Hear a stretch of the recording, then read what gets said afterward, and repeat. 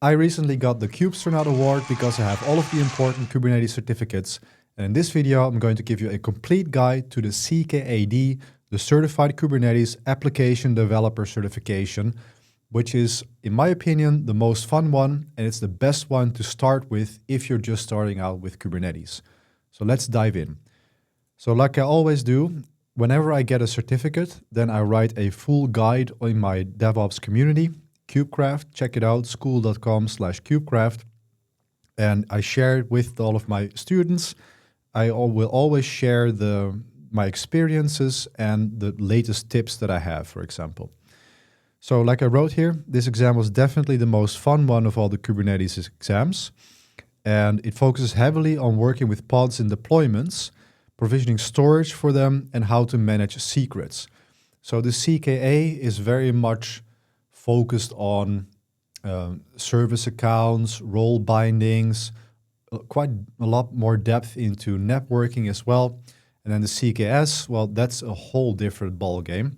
CKS is much more difficult than CKA, CKAD.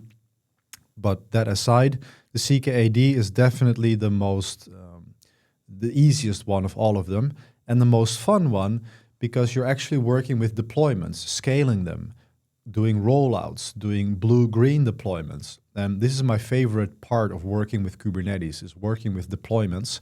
And it will teach you how to do this properly. So let's dive into the resources. Well, I wrote here, if you do my Kubernetes fundamentals course and then grab Moonshot's course for $20 in Udemy, you have all you need. So in my DevOps community, included in the membership is a Kubernetes fundamentals course. And this course goes really deep into all of these resources that I just mentioned, especially on deployments.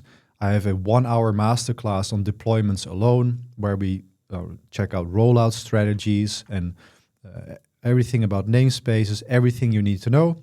And this course is different because it's a full hands-on approach. It's as if we are sitting together with our laptops and I'm just teaching you as we go along. And this course focuses heavily on becoming good on the command line. Because what they don't mention here on the CKAD page here is that you actually have to be really good with Vim, with kubectl, with getting information quickly. And I think a lot of people fail because they are used to working with VS Code, for example, and having everything available in graphical user interfaces. But when you do this exam, you connect to a remote desktop environment, XFCE if I'm not mistaken, and all you have is a terminal and the Kubernetes docs. That's all you have. So you need to know how to work with Kubernetes clusters from the command line. If you are used to working with Lens, for example, or even K9s, then you're going to have a hard time. You need to know how to edit files quickly using Vim, preferably using Tmux. It's not required, but it is very useful to know it. And you need to know how to work with the Linux file system. If you don't have these basics, then you're going to have a hard time because you're going to get like 15 questions in this exam. And there's a high time pressure.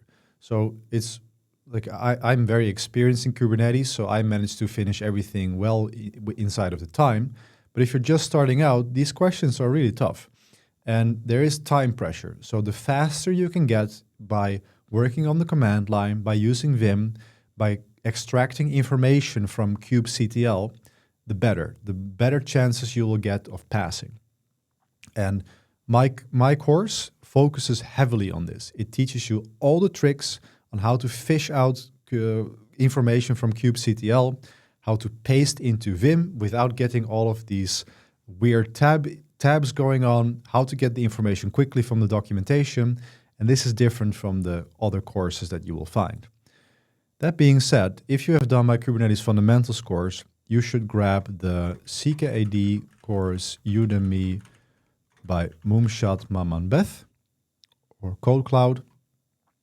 Let me see here. This one, it is usually like $10 or $20, but this is the one that has all of the updated information for the latest curriculum usually, because the curriculum did change recently. And you can find this in the following link here. So here is the github.com CNCF curriculum. And here you can check out the curriculum for the CKAD. And 3 months ago, this was changed, and they have added a few things here, which I'm going to be going through in the rest of the post. And the advantage of these types of courses is that since they are bestsellers, they are so widespread, then they usually are up to date. In terms of the changes, I found that there were no unfamiliar or very challenging areas in the exam, even after these changes. I did not get any questions about Kustomize, but since I knew it from my home lab, I think if you do my home lab course, that's all you need. So here in the curriculum, they are now mentioning Kustomize over here. And yeah, so I didn't get any questions on Kustomize, but if you do my Kubernetes home lab course, which is also available in my community, this is completely centered around Kustomize. We use Flux to learn GitOps, and everything is done through Kustomize. So if you want to create your home lab and learn Kustomize, then this is the thing to do. And if you have done my fundamentals course, this course, and then learn Kustomize through my home lab course, you're over prepared for the exam, basically. So apart from the standard areas of pods and deployments, there were some areas that needed some extra attention. And these were topics that I identified in my own exam experience. So Docker image management, there are a few questions around this that you need to know. Practice building and tagging images in this specific format. Know how to do that using Docker or Podman. Familiarize yourself with OCI image exports. So building an image from a Docker file and then exporting that image in OCI format. And memorize the basic image tagging syntax. Next, I got a couple of questions about cron jobs. So study all the possible cron job configuration options. Go to the Kubernetes documentation. Here we go. Go to the documentation, cron jobs, and basically learn everything. Learn the spec, know where to find the cron syntax. It's in the documentation, but you'll need to learn it, know it, or you need to know where to find it and how to work with it. And basically make sure that you are well familiar with all of the parameters that you can set in a cron job. So here, there's plenty of documentation here. There are killer coda scenarios, but definitely learn all of these. It's important. Next, there is resource management. There were questions about namespace level resource limits. So you can set resource limits on pod level, but you can also set them on namespace level. So you need to know about that. And practice setting and modifying memory limits, CPU limits, and requests on the pod level. There was a question that was actually really fun, but it involved debugging a faulty Ingress. So there was an Ingress configured, and there were several things wrong with it, and you needed to fix that. And in order to fix that, you need to know the full flow of traffic from an Ingress through the controller to a service, backend service, and to the pod, and how these work, and how the ports are being set. Knowing exactly what it means to set a container port, and then how that port is exposed to the service, and then how that service is then being targeted by the Ingress resource is crucial to solve this question. And I highly, highly recommend that you truly understand the traffic flow from this. And I go deep into this in my courses, but you'll need to know it properly. You can't just YOLO this question. You really need to know how this works. You don't have to configure it from scratch, but you have to be able to spot where, if they have a wrong port, which port is wrong, like target port or container port, and also faulty service names. You have to be able to spot those. There were a couple of questions about service accounts and role-based access control. You don't have to set them up from scratch for this particular exam. For the CKS, definitely, and for the CKA, you need to do a lot of this. But for this one, it was just a misconfigured one. In this case, it was in a different namespace, so you had to change the namespace name, etc. So you don't have to configure them from scratch. But when you have a pod that's not starting because it can't find the service account, you need to be able to KGET service account and troubleshoot issues with it. And finally, know your secrets and config maps.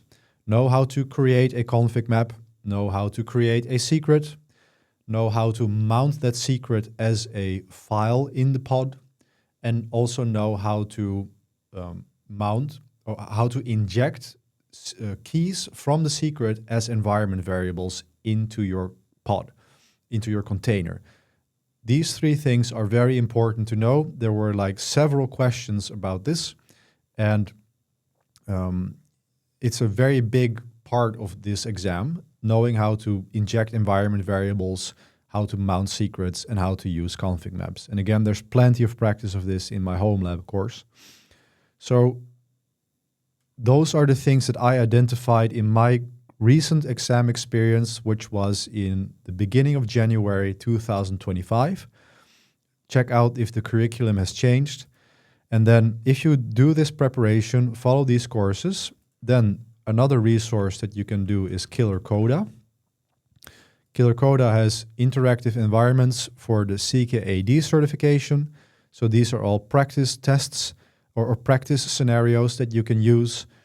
The Udemy course from CodeCloud also includes practice scenarios that you can use. So if you do all of these, then you are well prepared for it. And when you sign up for the exam, then you will also get access to a exam environment, KillerSH, and CKS, CKA, and CKAD. So if you, this is a full-fledged CKAD simulator. So when you purchase the exam, you get access to KillerShell, and this is a mock exam. This exam is harder than the real exam, and you get access to it for 36 hours. So what I always do is I plan a weekend, and then I activate the scenario, and then I do one whole round of it, and then I usually have about half of the questions right. In the case of CKAD, I had a much higher score because this was the easy one. So I had like 90 out of 100 in the first time around. But for CKS, I had like 40 out of 100 correct. So it can be a really tough one. But when you do this then several times, you can just reset the environment, and then the questions remain the same. And all of the questions have all very elaborate explanations with them as well. So if you then reset the environment and you do it again, then you're going to repeat it for yourself, and you're going to know for the next time around. So if you do the KillerShell to the point where you can solve all of the questions within the 2-hour time limit, you are ready for the exam, and I can almost guarantee that you will pass if you can do it, if you're actually understanding what you're doing there. So do the courses, then check out KillerCoda, and then do the KillerSH, and then you are good to go. You are ready for the exam. If in your journey, I have my full Kubernetes certification roadmap, so you can get all of the roadmaps here. I have all of the guides for all of the certifications. But if you get stuck along the way in your learning process, then join my KubeCraft community and ask questions. We have like 10 Kubestronauts now. We have multiple people pursuing these certification at every single time. And we also have people teaming up, so you can make friends here who are doing the same certifications, and you can study together.